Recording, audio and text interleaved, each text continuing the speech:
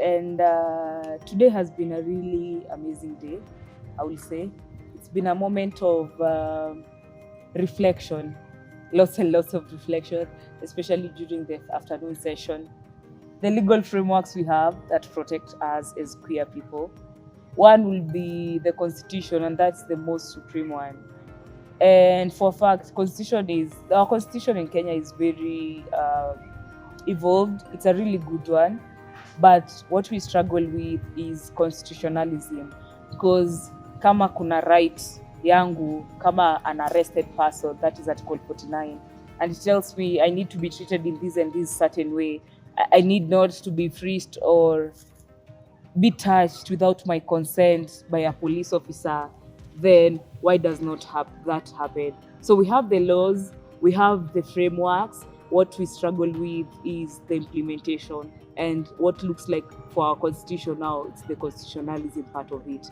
And when it comes now to all the amendment bills and all the policies that are coming up that affect us, it's really important for us to understand the family protection bill, which speaks on what a family should be like, what is the traditional family look like, and that is not, sadly, that is not most of our families.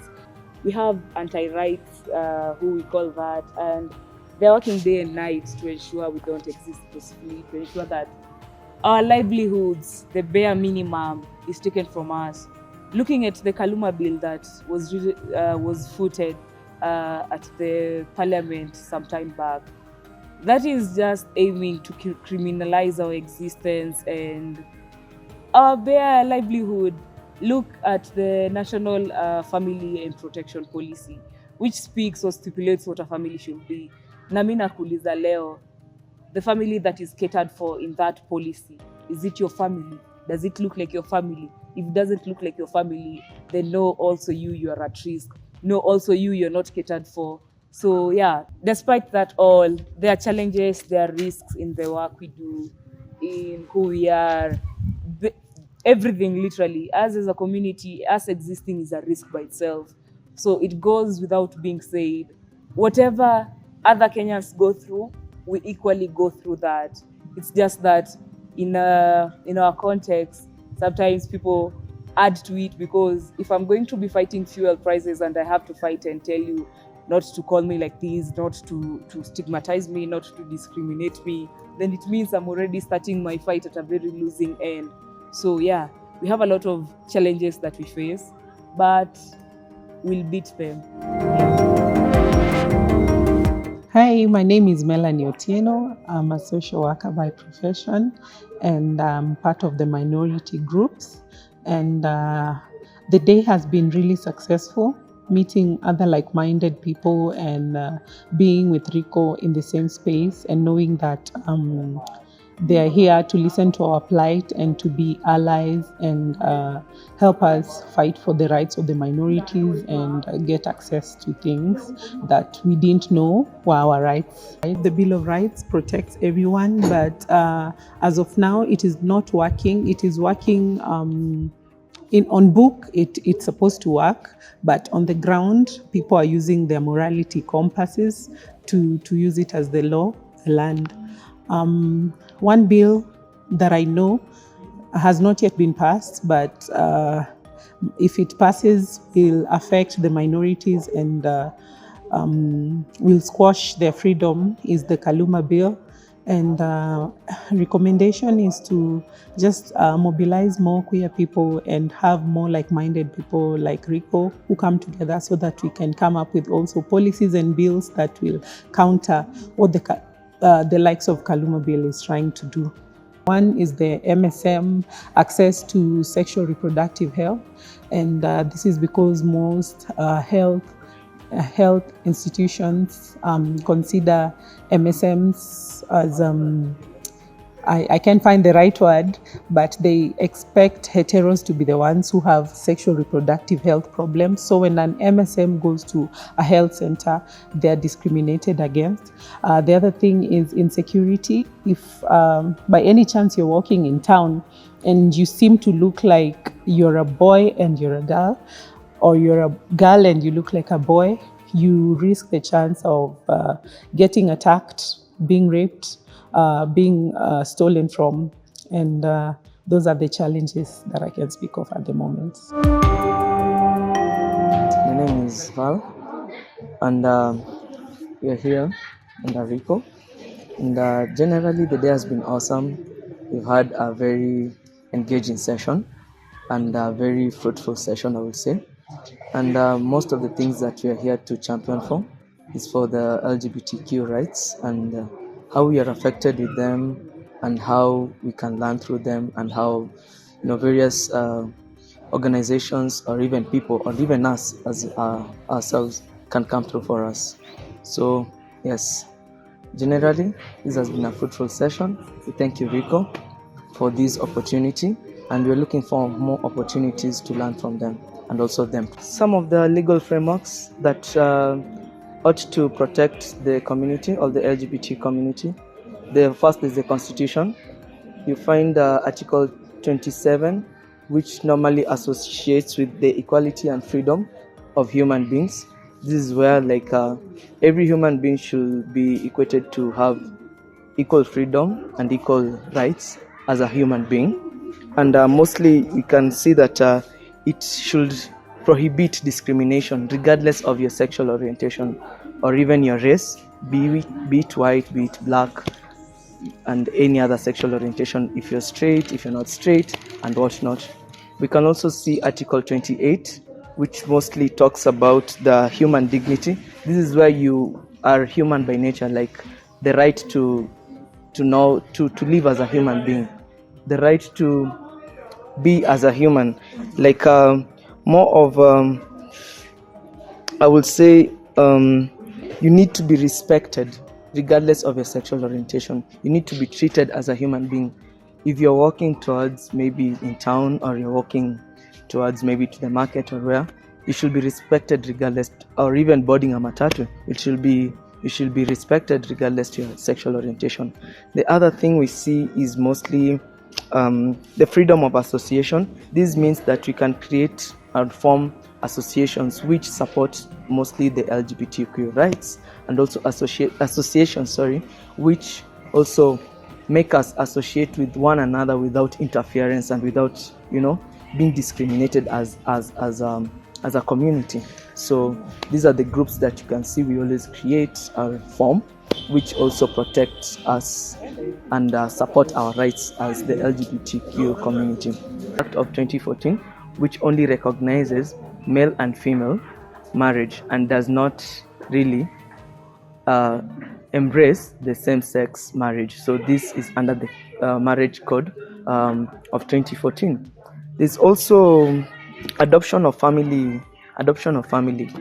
This is when the document or the article, it has not recognized, or the gay community or the LGBT community has not been given the right to adopt families or children.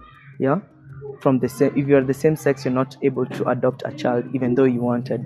This is only privileged to heterosexual community and also communities that are not of the same sex, I would say. It should be private. This should be personal.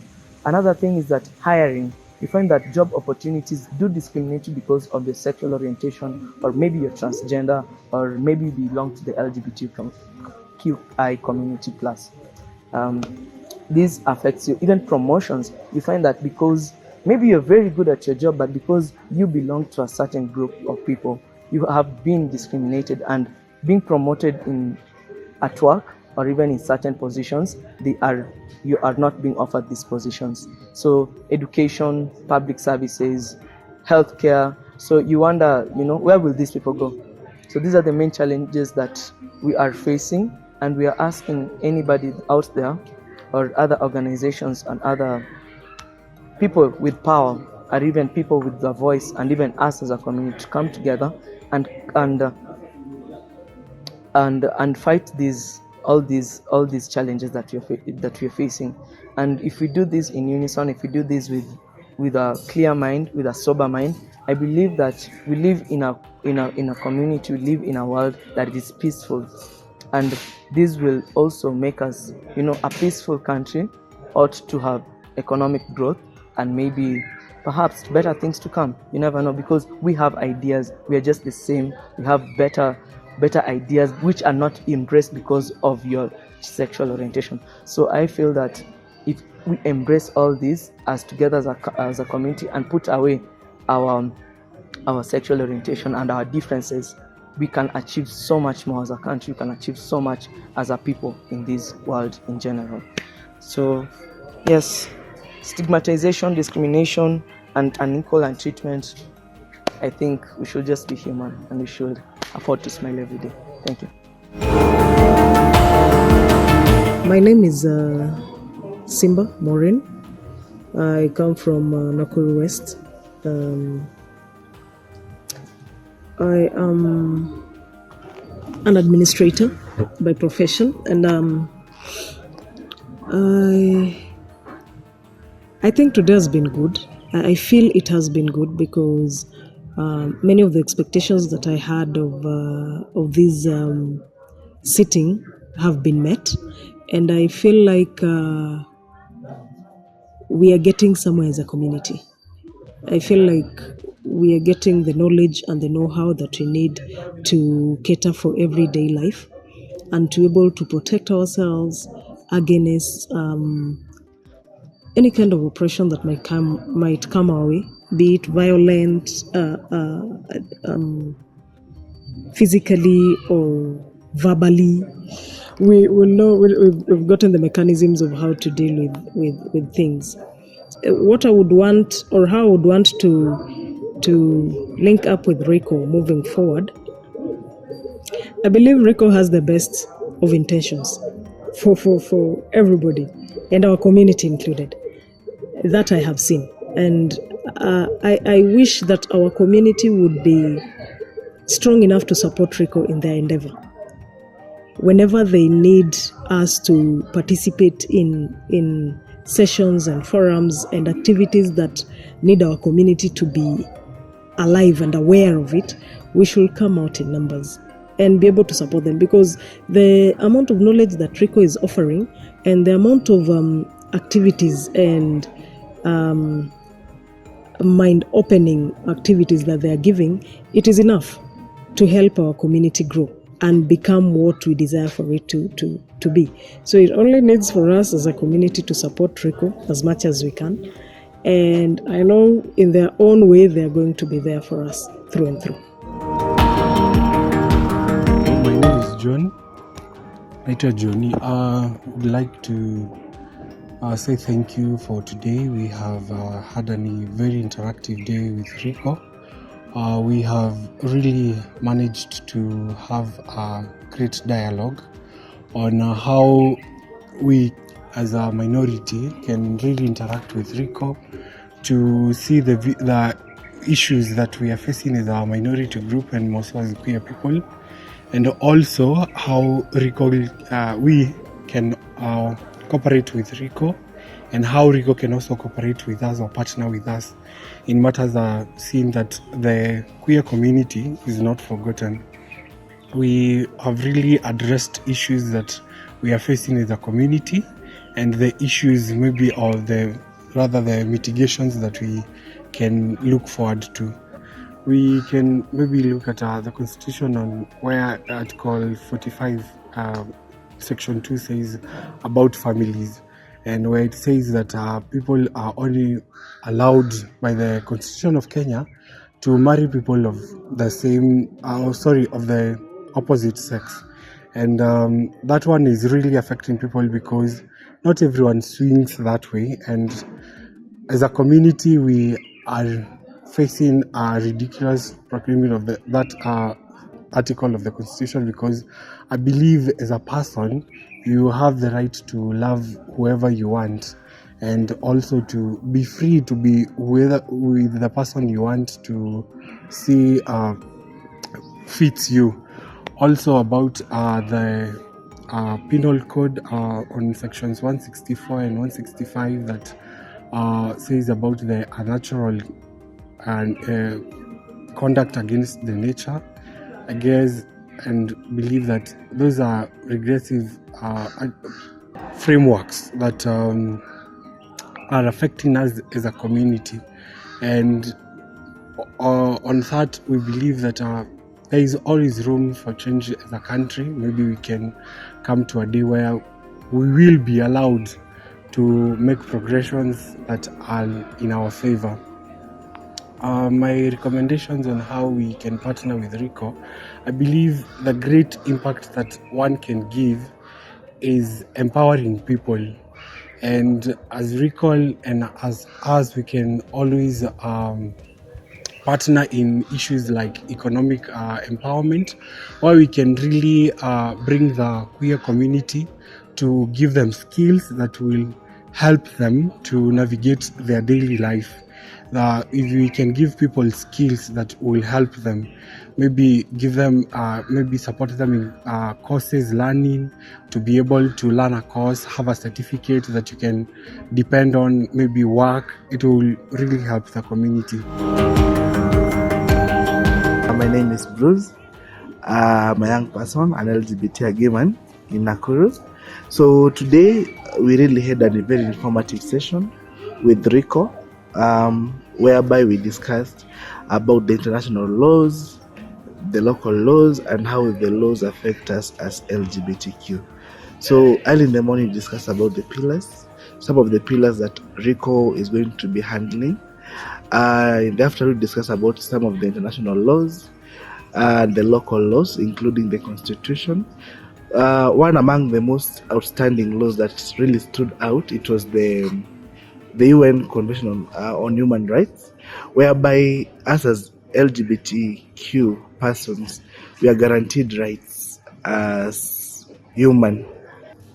So some of the challenges that we face as the LGBTQ, we have security concerns whereby we don't feel safe in our societies. The general public has unrest, and whenever something happens, let's say something that is going on with the banning of schools, it's all attributed to the existence of LGBTQ persons. Another challenge that we face is in terms of employment, whereby we are denied work opportunities because of sexual orientation.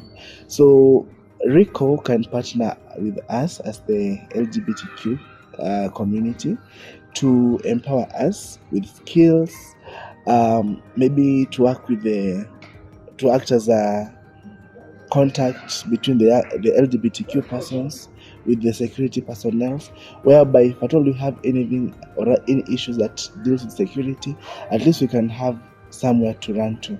Another thing is that in terms of employment, at least we can be empowered in terms of skills, whereby we can start our own businesses, or rather we can get skills which can help us to navigate the day-to-day lives. Hello, my name is Jojo, and happy to be here today. It's been an amazing day, sitting with RICO and really interacting. It was very interactive.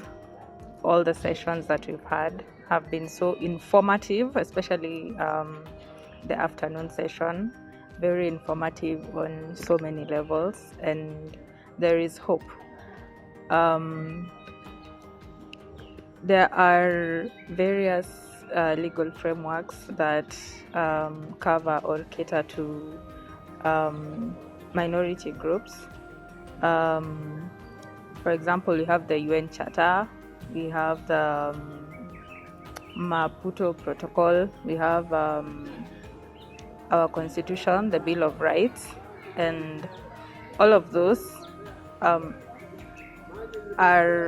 very clear on the fact that discrimination based on gender, sexuality, and stuff like that is intolerable.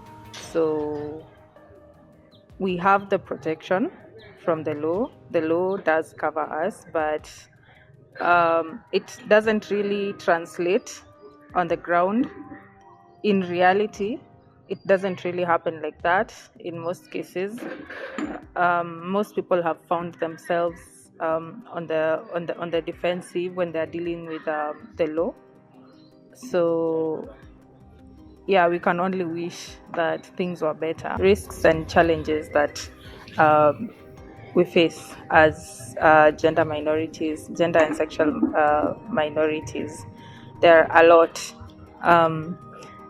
The biggest one being discrimination, and discrimination can show up in various forms. It could show up in the form of workplace discrimination, workplace in religious spaces. So basically, just discrimination.